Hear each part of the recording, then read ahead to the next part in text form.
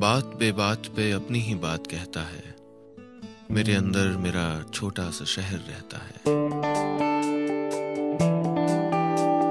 यादों के edit box में क्या क्या चलता है देखो तो। दोस्तों 92.7 बिग एफएम पे आप सुन रहे हैं यादों का edit box with Nilesh Mishra.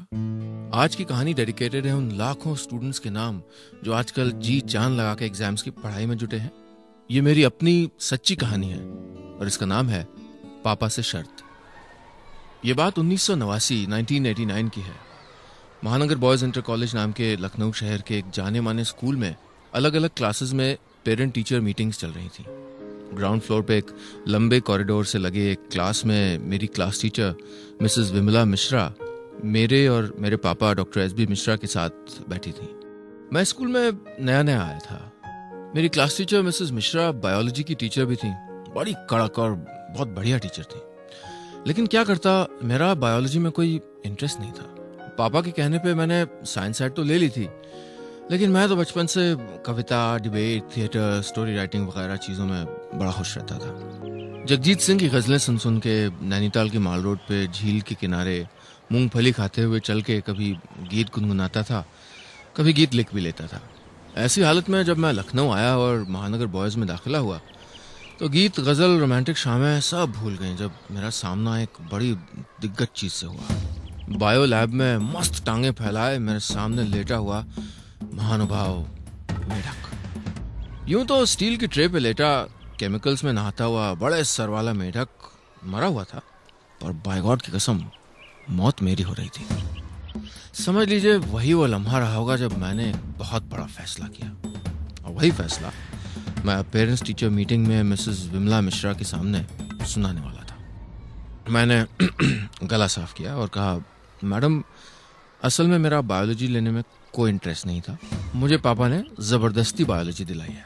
अरे दादा, मिसेस मिश्रा और पापा एक दूसरे को शॉक्ड होकर देखने लगे। कोर्स के 2 साल पढ़े थे और ये लड़का ये कह रहा था। खैर, मामले को रफा दफा किया गया और घर आके पापा ने मुझे एक ऑफर दिया।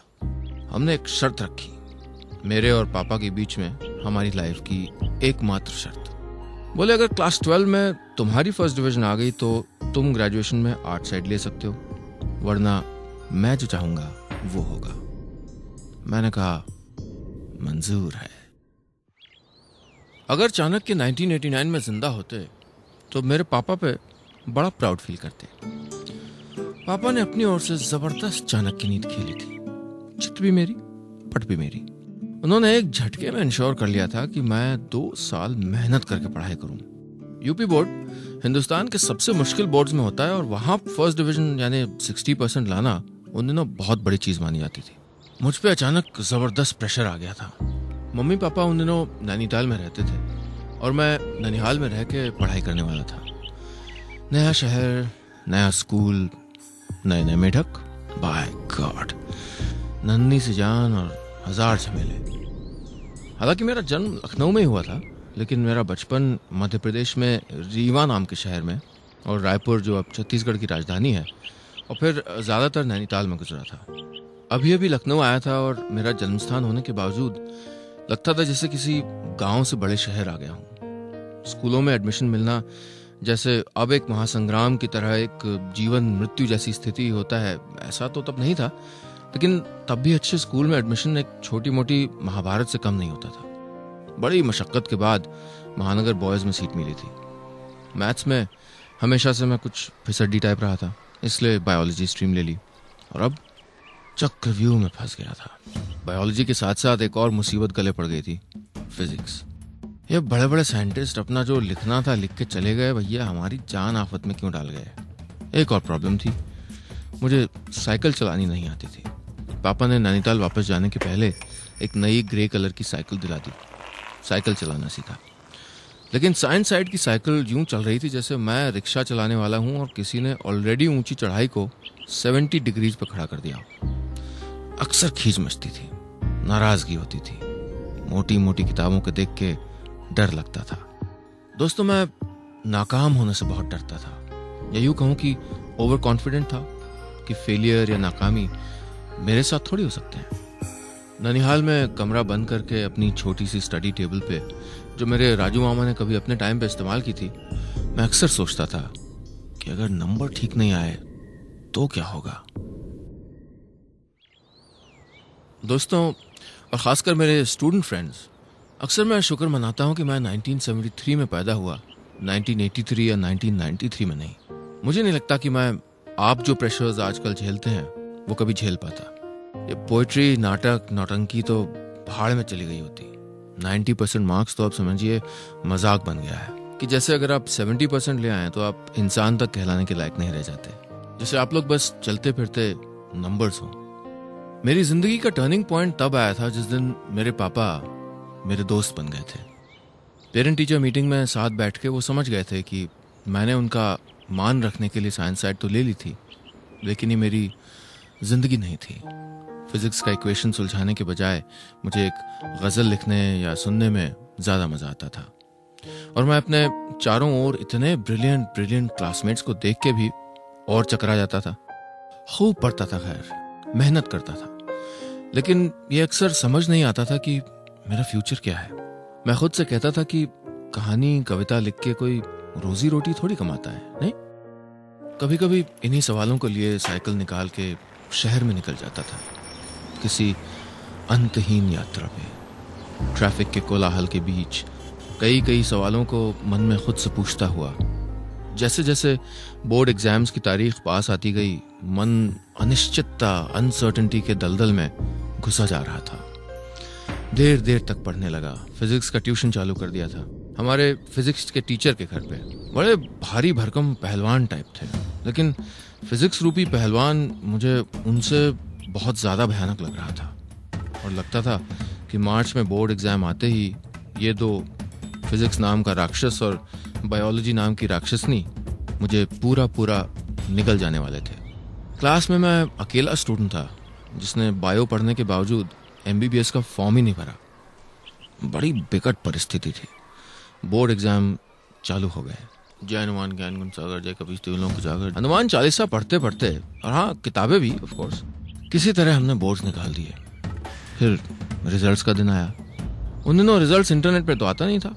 न्यूज़पेपर वाले खास एडिशन निकालते थे रिजल्ट्स के साथ, जो शाम को आता था और गली गली हॉट केक्स की तरह बिकता था। मेरे मामा वो रिजल्ट्स का पेपर खरीदने गए।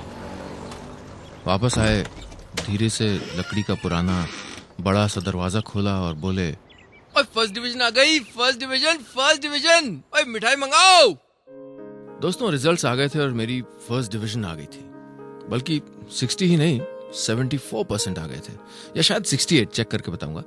एनीवे पॉइंट इज कि मैंने पापा से शर्त जीत ली थी, और पापा ने भी बेहद ऑनरेबली इस शर्त के नतीजे को स्वीकार लिया। वो चाहते तो अभी भी मुझे जो चाहे पढ़ने को बोल सकते थे, लेकिन नहीं किया। शर्त की टर्म्स के हिसाब से मैं अब जो चाहे पढ़ सकता था, आर्ट साइड या साइंस साइड। अब मुझे पागल कुत्ते ने तो काटा नहीं था कि मैं इतनी मेहनत के बाद फिर से साइंस साइड लेता। मैं नैनीताल चला गया, वापस उसी ख्वाबों के शहर जहां बड़ा हुआ था, जहां ये सारा पागलपन सीखा था। जैसे सीजर अपने किसी विजयी कैंपेन के बाद रोम में दाखिल हुआ हो, जैसे बादशाह अकबर हिंदुस्तान की कोई और रियासत जीतने के बाद अपने महल में दाखिल हुए हों, ऐसे मैं नैनीताल में कुमाऊं यूनिवर्सिटी के DSB कॉलेज में दाखिल हुआ। फिजिक्स डिपार्टमेंट, वही फिजिक्स जिसको मैंने दुत्कार दिया था, उसके पास मिलते थे एडमिशन फॉर्म। मैंने गर्व से हाथ विंडो के अंदर डाला और बोला, एक आर्ट साइड का फॉर्म दीजिए प्लीज। आर्ट साइड उन दिनों फिसड्डी, फेलियर, पढ़ाई में डिसइंटरेस्टेड लोगों का अड्डा माना जाता था। एक बात मैं यहाँ पे मानना चाहूँगा कि मैं चाहे जितना शिकायत करता था कि मुझे साइंस नहीं पढ़नी, लेकिन अगर साइंस 12th के बाद न पढ़ी होती, अगर पापा की बात न मानी होती, तो शायद चीज़ों को देखने का मेरा नज़रिया काफ़ी अलग होता। मैं इंग्लिश लिटरेचर, हिस्ट्री और पॉलिटिकल साइंस पढ़ने लगा। पढ़ाई में खूब मज़ा आता था। अपने मन की चीज़ जो पढ़ रहे थे। अपने फ्रेंड राकेश बोरा को, फेसबुक पे है वो, देख लीजिएगा, आर्मी में आजकल, तो राकेश को मैं शेक्सपियर समझाता था गुलजार साहब की पोइट्री का उदाहरण देके। यूनिवर्सिटी टॉप कर ली। दोस्तों मैं उन दिनों कई चीज़ें करने का एम्बिशन रखता था। मैं चाहता था आगे जाके किताबें लिखूं, प्लेबैक सिंगिंग करूं, थिएटर करूं, एडवर्टाइजिंग में कॉपी राइटिंग करूं, फिल्मों में गाने लिखूं, वगैरह वगैरह। ये वो वक्त था जब मुझे पहली बार अपनी कल्पनाओं को उड़ान देने का मौका मिला। मेरे पेरेंट्स ने मुझे पूरी तरह से सपोर्ट किया। मेरे क्रिएटिव एडवेंचर्स पे कभी नाक भौं नहीं सिकोड़ी, कभी नहीं कहा कि भाई ये गाना लिख के टाइम क्यों वेस्ट कर रहे हो। मेरी माँ मिसेस निर्मला मिश्रा खुद भी बड़ा अच्छा गाती हैं। मैं अपनी उड़ान शुरू कर चुका था, लेकिन मैं जानता नहीं था कि अभी गिरना बाकी था।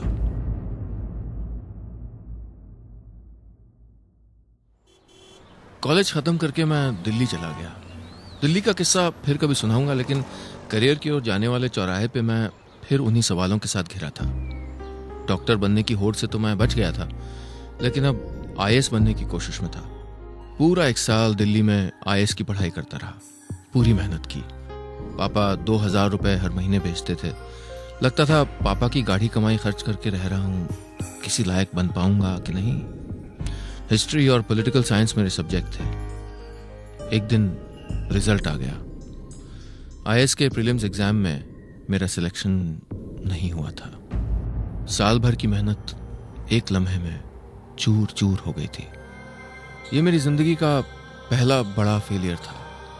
नोएडा में अपने दोस्त गौरव अग्रवाल के घर बैठे बैठे मैंने ऐसा महसूस किया कि जैसे बस सारे रास्ते खत्म हो गए हों, निकम्मेपन का सर्टिफिकेट मिल गया हो।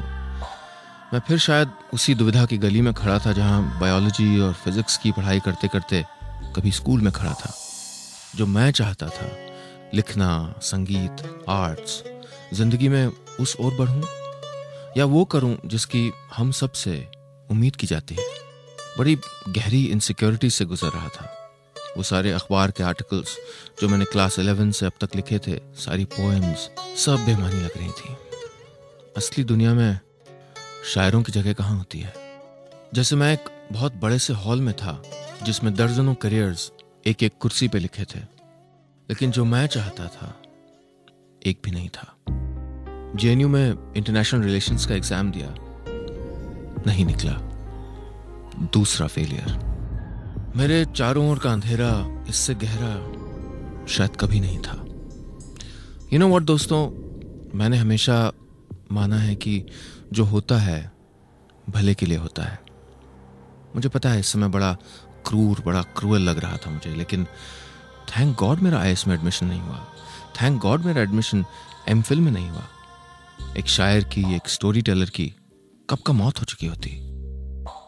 अपनी हर हार, हर बुरे वक्त को मैंने ये सोच के स्वीकार किया कि इसमें कोई ना कोई भलाई होगी।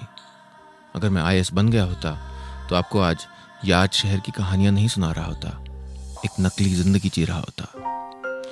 सपनों के पीछे तो मैं बचपन से भाग रहा हूं, हम सब भागते हैं, लेकिन खुशकिस्मत होते हैं हम में से वो लोग जिन्हें उस सपने का छोर दिख जाता है जिसके पीछे वो सचमुच भागना चाहते थे। जेएनयू में भी दाखिला ना मिलने के बाद एक दिन मेरे दोस्त गौरव ने मुझसे कहा, ये आईएएमसी का फॉर्म है, Indian institute of mass communication. मैंने कहा यार मुझे पत्रकार नहीं बनना है, मुझे पता नहीं क्या करना है। गौरव बोला भर दे यार, देखा जाएगा। मैंने फॉर्म भर दिया। किस्मत का फेर देखिए दोस्तों, हजारों बच्चों में से 28 बच्चों का सिलेक्शन हुआ था और क्लास 12 से आज तक जोड़ी गई न्यूज़पेपर क्लिपिंग्स की बदौलत, जिन्हें मैं अब तक कूड़ा मान चुका था, उन्हीं की बदौलत मुझे आईएमसी में एडमिशन मिल गया था। इतने सालों में क्रिएटिविटी में जब जो करना चाहा किया। जर्नलिज्म की, किताबें लिखी, फिल्मों में गाने लिखे, बैंड स्टार्ट किया, रेडियो शो चलाता हूँ, वगैरह वगैरह। जो दिल ने कहा वो करने की कोशिश की। मैं वही लड़का हूँ दोस्तों जिसका एडमिशन जेएनयू एग्जाम में नहीं हुआ था, जो आईएएस के एग्जाम में फेल हो गया था। मैं वही लड़का हूँ जिसने अपने पापा से एक शर्त रखी थी, जीत गया, लेकिन जिसके पापा शर्त हार के भी अपने बेटे की जिंदगी जीत गए। चलिए उन्हीं से बात करते हैं। हेलो। हाँ पापा। हाँ क्या? हाँ वो स्कूल टाइम की शर्त जो मेरी आपकी लगी थी याद है? हाँ वो शर्त तो याद है। गुरु हारने का अफसोस तो हुआ होगा है? नहीं, मैंने बहुत पहले रिकंसाइल कर लिया था, क्योंकि मुझे ये लगा कि मैं 2 जुड़वा बच्चों को, एक को इंजीनियर और एक को डॉक्टर बनाना चाहता था।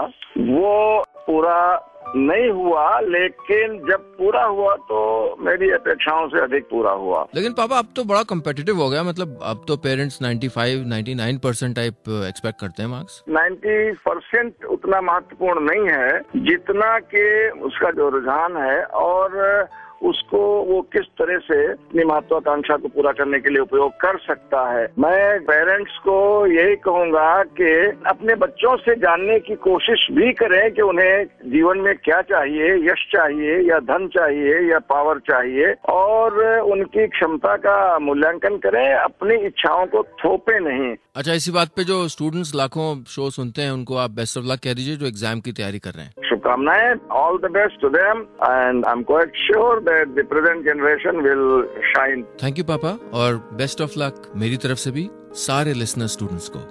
बस इतनी सी थी ये कहानी।